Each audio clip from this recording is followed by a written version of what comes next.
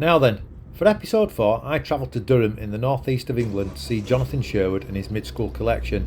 I've talked with Jonathan via the internet on a few occasions over the years about various things, including the Gen 1 DK Sob that Jonathan sold to me. I knew he was pretty serious about Midschool BMX collecting, but until I clapped my eyes on it, I hadn't realised just how serious, and in hindsight there are several things I would have done differently with this episode. The biggest change I would have made would have been to book more time in with him. For 4.5 hours we talked about collecting, the reasons behind his collection, and of course about the bikes themselves. In that time we covered some of the bikes, but unfortunately not all of them. Had that been the case, this episode would have easily run to 2 hours or more in length, and we didn't get into his number plate or racing softgoods collections, and we only skimmed through his frame collection. Shame on me. With counsel from Instagram followers, I've broken this episode down into 3 more digestible episodes. The first of which we talk about collecting, when it started, the inspirations, etc. Episode 4.1 we take a closer look at some of the bikes, and in 4.2 we finish off the bikes we looked at, talk a bit more about his S&M love, T1 barcodes, and a few more besides. Shall we get on with it then?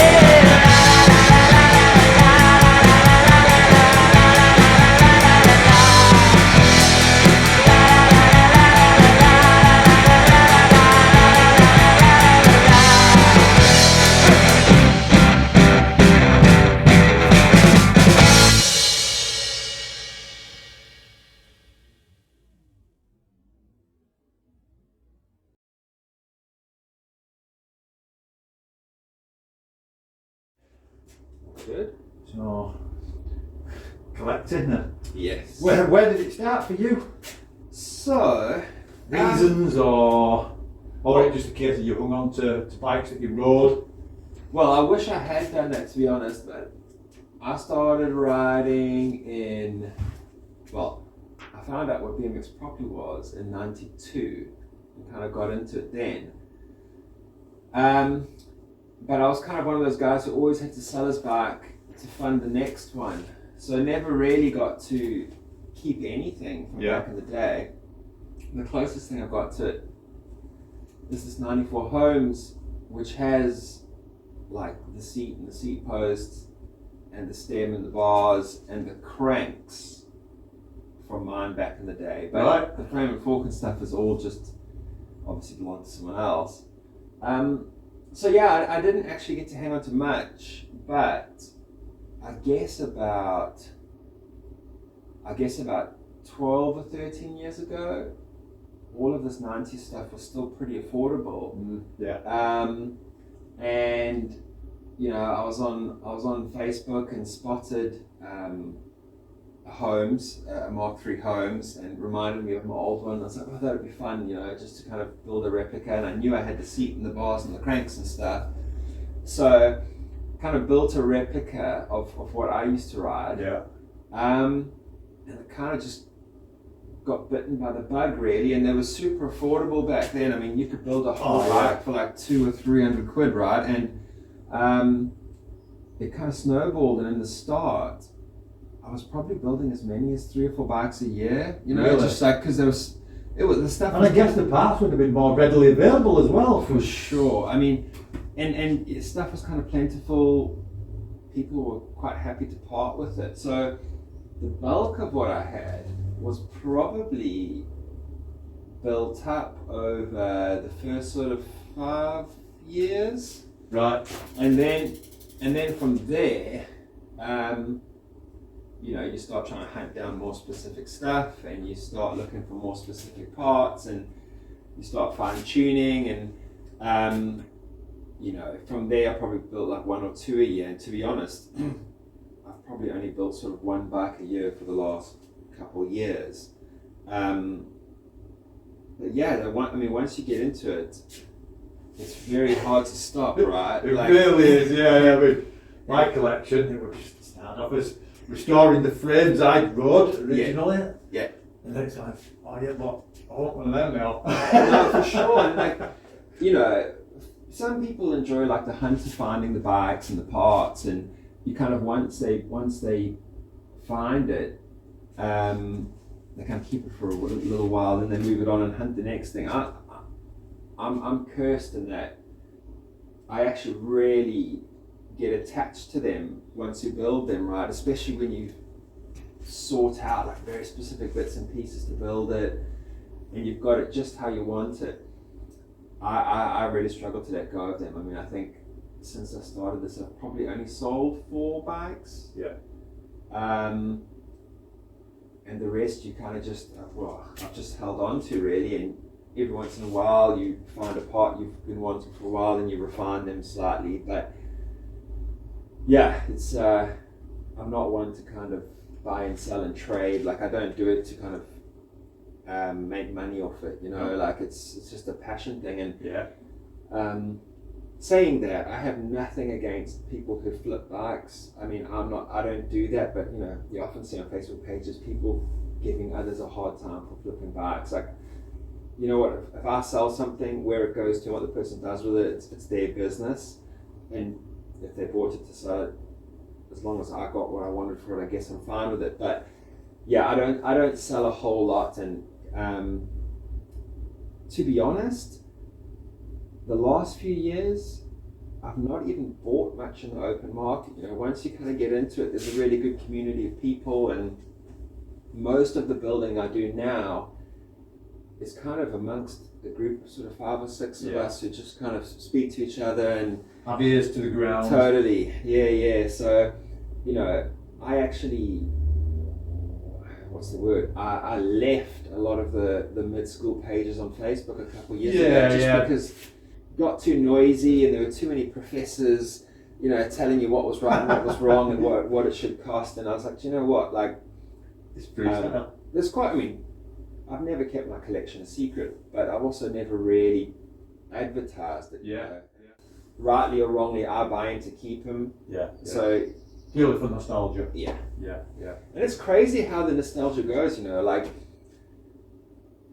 I can like wheel a bike out of this, because to be honest, they very seldom move. And just the last couple of days I've been trying to pull them out and tidy a few of them up for you. And like, honestly, the nostalgia that comes back just when you wheel that bike out and look at it and like take it for a spin around the block, like, it's amazing. They're like time machines, you know, like they really take you back. And like, you know, one day, am I going to take them to the grave with me? Probably not. But like, you know, they're more than just an asset, right? Like, like I said, they take you back to a time when, you know. Time capsules. Exactly. Yeah.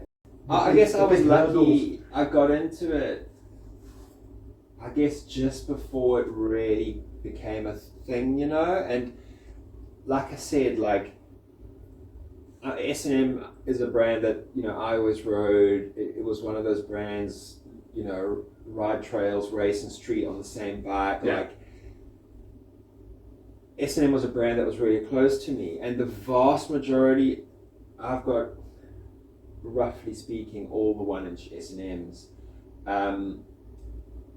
with the exception, of course, of K9, which very few people have. I don't have that either. But, you know, like, the vast majority of them, frame and forks, were all less than 200 quid, right?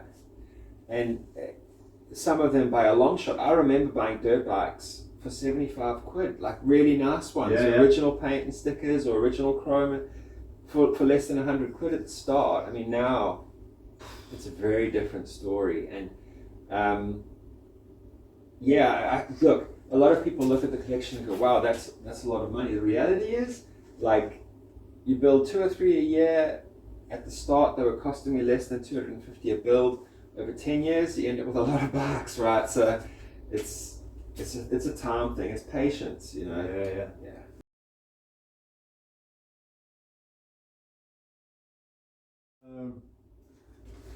But yeah, I mean, in terms of the collection, it's, for me, the kind of golden age was sort of 1990 to 1995. Like, that's not all I've got. I mean, I've got loads of bikes up into the 2000s and early 2000s, but for me, that sort of 1990 to 1995 was the sweet spot when, like, all the big companies had kind of left BMX, and it was yes, there were rider-owned brands back in the 80s for sure, but like, it was that first 5 years of the 90s where, like, riders kind of took it back into their own, you know, and the bikes kind of got, it was interesting for me anyway, because the bikes of the early 90s all got longer.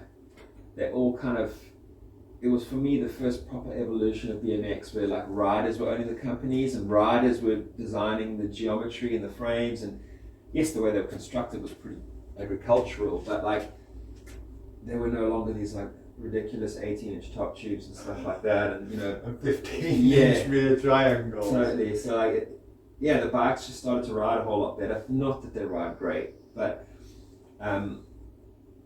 and riders were doing things their own way. They were more fit for purpose, weren't they? For sure. And, like, you saw riding in general, whether it was racing or trails or even freestyle. Although BMX really struggled back then, like, it felt like it took some pretty big step forwards as well. Really. And again, like I said, just that input into the designs of the parts, and not just frames, but forks, bars, stems, that sort of thing. There was just more thought going into it. It wasn't just a cash cow. Yeah, definitely. Definitely. So, and yeah, it's. I also feel like the brands back then were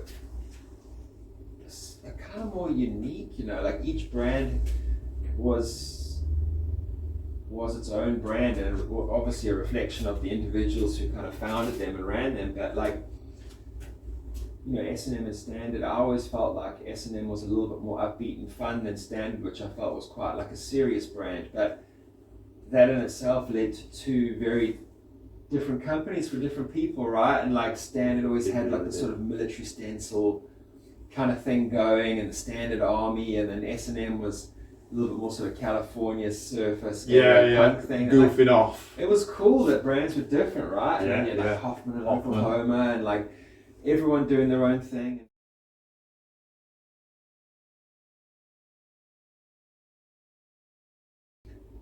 A lot of the bikes I've got here are bikes that people, keeping in mind, like, the kid growing up in Africa, BMX stuff's really hard to get hold of. When somebody does all of a sudden rock up at the trails with a new bike, it's like a huge deal, right? Like, everyone kind of crowds around, and a lot of the bikes I have are bikes that I remember somebody would, you know, whatever, mail order from the US, or their dad would go to the US for a work trip and bring them back. Like, And like the Big Daddy and the Condor, that SE Condor and the Ramp Room Big Daddy, there was two local guys who had those bikes. A guy called Malcolm Silver he actually had a green Big Daddy, but you know, that guy was like a freestyle god to us, and like he had a Big Daddy, and for me, like that's where the affinity for that bike comes from. You know, like just remembering Malcolm, and you know, we used to ride a lot of streets on the beachfront. There was loads of like manual pads and like these little ledges that were perfect height for grinding and stuff. So we used to go there basically with sort of race and trails bikes and do a lot of like manuals and whatever. Little gaps and more rides. Totally. But he'd rock up on the Big Daddy, and like, you know, he could do all of that stuff, and you know, he was super good at flatland and really good street, and the main thing he did was ride mini ramp. So yeah, I just remember like that guy once again was a huge inspiration, and that's kind of why I have a Big Daddy, you know. And there's all stories like that for the different bikes. And yeah, well, that's one of the things that we're going to ask you. You know, where did you get your inspiration for the way in which you build a bike, and it's through the people you've met, you've seen with bikes. With a menstrual cycle, you've met someone that had one. So it's interesting. So, like I said, some of them are bikes that friends rode, or in some cases bikes that I rode. And for me, there's a real big difference between desirability and rarity, right? Like a lot of people hear their clicks and like, oh, this is super rare, you know, and like that's a big deal to them. I've got some super rare stuff, like that Cardboard Lords is a one of one, like it's rare, but it doesn't mean it's desirable, right? Other than me, no one in the world probably cares about that bike at all. You can go to loads of mid-school events and never hear Cardboard Lords even mentioned, right? But at the same time, there are bikes that are actually really common. Like I argue that most S&Ms, even the S&Ms that people call rare, are fairly common, right? We all know people who have them or whatever. But they're desirable, you know, even though they're in abundance. And like, I don't really get hung up on rarity or desirability. For me, a lot of it's like nostalgia. And if it's not a bike that a friend had or I had, there are bikes that I remember seeing in the magazines and just being blown away by. Like so that yellow Mark 1 Holmes. Yeah. Because I'm a huge fan of S&M, like that bike's really special to me, but whenever I look at that bike, although it's built up as a race bike, I always remember there was a picture in BMX Plus of Taj doing a Grizz Air on a yellow Holmes that was spray bombed black. I think it might have been an Airwalk ad or something. I can't remember. I've got a vague memory of that picture in my mind. So he was at a picture from a bicycle stunt contest in Oklahoma, and he was doing this Grizz Air on a Holmes, which was yellow, but he'd spray bombed black. And like, that picture's so vivid in my mind. And like, so that Holmes, like I never rode a Mark 1 Holmes, I always rode a Mark 3 Holmes, and in fact, my favorite Holmes is the Murray State Holmes. But that Holmes to me is special, A, because it's part of the history of S&M, but just that picture, I remember being takes you back to flicking through the magazine.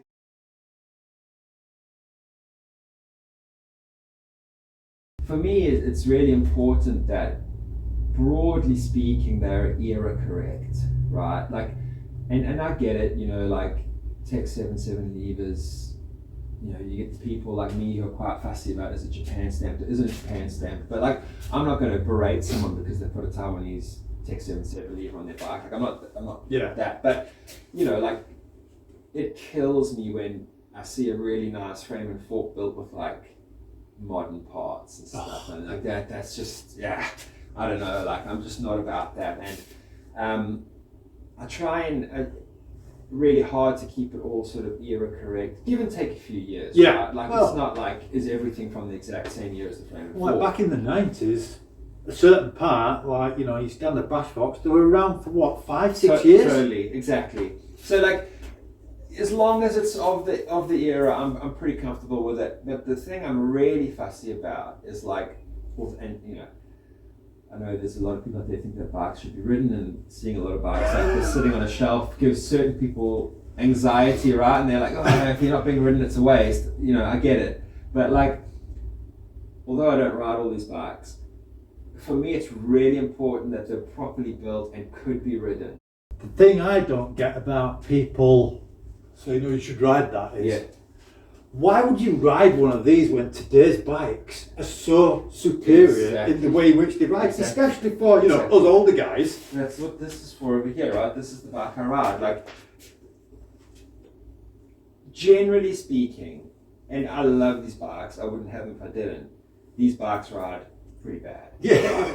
Like, especially when you get down to like the Wilkinson is appalling to ride. And, and of course, as you move up the timeline, like these two spooky T1s, like you can get on one of those and ride it, and besides being heavy, it feels right. It feels fine, and like that 99 Challenger rides pretty good actually, but like the vast majority of them don't feel great to ride, and I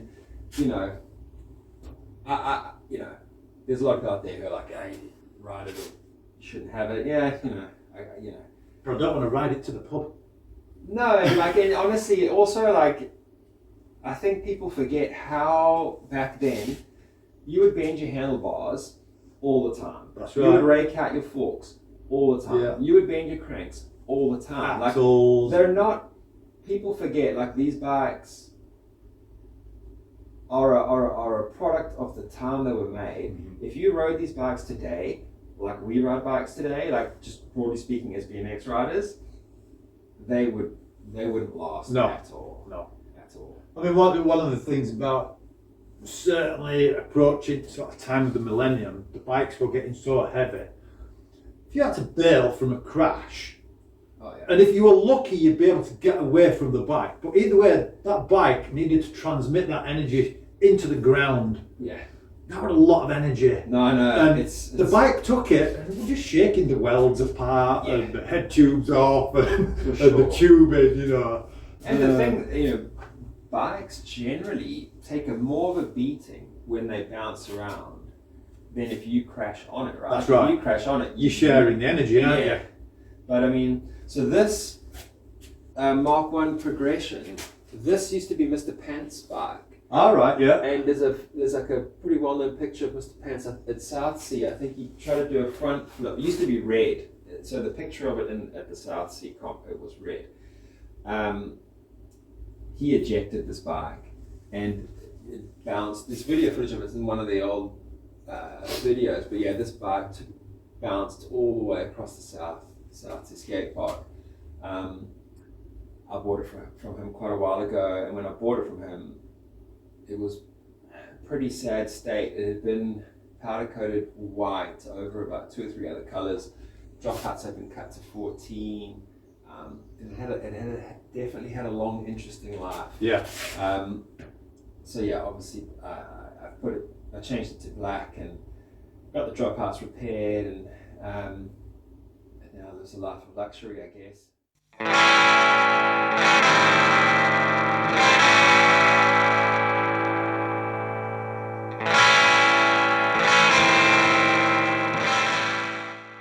Well, I hope you liked that opening episode of the Triple Bill featuring Jonathan and his mighty collection.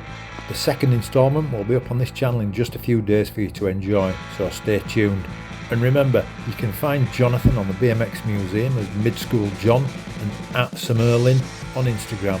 And again, if you're digging it, like, subscribe, share and comment. You know the drill. See you soon.